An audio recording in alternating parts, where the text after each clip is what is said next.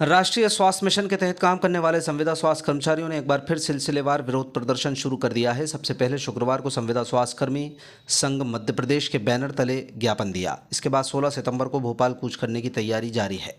संघ के जिलाध्यक्ष राजेश भार्गव की अगुवाई में दिए गए ज्ञापन में संविदा स्वास्थ्य कर्मचारियों ने 10 सूत्रीय मांगों का जिक्र किया। इनमें प्रमुख रूप से हाल ही में प्रदेश के अलग अलग जिलों में बिना वजह हटाए गए कर्मचारियों को वापस नियुक्ति देने की मांग की गई। साथ ही 4 जुलाई 2023 को तत्कालीन मुख्यमंत्री शिवराज सिंह चौहान की घोषणाओं को बरकरार रखने का मुद्दा उठाया। संघ का कहना है कि शिवराज सिंह द्वारा दिए गए लाभों में वर्तमान सरकार कटौती कर रही है। एनएचएम के संविदाकर्मी लंबे समय से विभाग में रिक्त पदों पर संविलियन कराने की मांग कर रहे हैं। उनका तर्क है कि लगातार नियमित कर्मचारियों की तरह काम करने के बावजूद उन्हें पर्याप्त सुविधाएं जैसे मेडिकल क्लेम, एनपीएस जैसी सुविधाएं नहीं दी जा रहीं। खास बात यह है कि जब देश भर में पुरानी पेंशन योजना को लागू करने की मांग की जा रही है, ऐसे में संविदा कर्मचारियों की प्रताड़ना का अंदाज़ा इसी बात से लगाया जा सकता है कि वो सरकार से कह रहे हैं कि उन्हें नई पेंशन योजना में ही शामिल कर लो, तो उनके लिए यही बड़ी उपलब्धि होगी। इसके अलावा नियमित एनएचएम भर्ती में 18 महीने का डिप्लोमा मान्य करने और वेतन वृद्धि में वरिष्ठता का लाभ दिलाने के लिए भी ज्ञापन दिया गया है।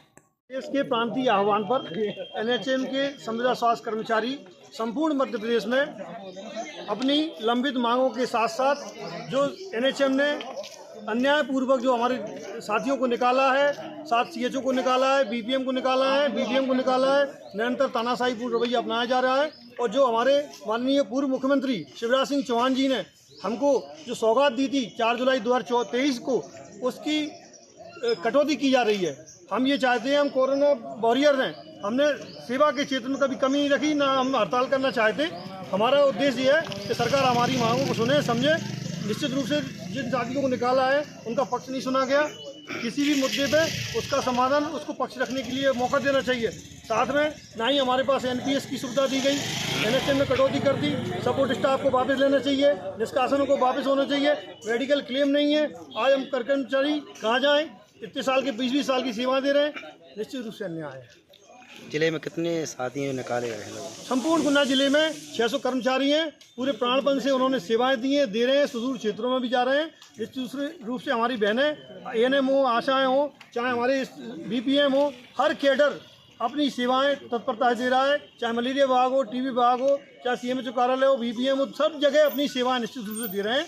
हमारी मांग ये है कि हमारे जो है निश्चित रूप से सम्मिलन किया जाए, भाई नियमित पदों के खिलाफ सम्मिलन किया जाए, उनको साथ में और वैकेंसी भी निकाली जाए, और अन्यायपूर्वक जो निकाल दिए निष्कासित उनको तुरंत वापस लिया जाए। इसके लिए हम 16 सितंबर को संपूर्ण मध्य प्रदेश के सभी जिलों के सारे कर्मचारी भोपाल भरना सुनिश्चित कर रहे हैं।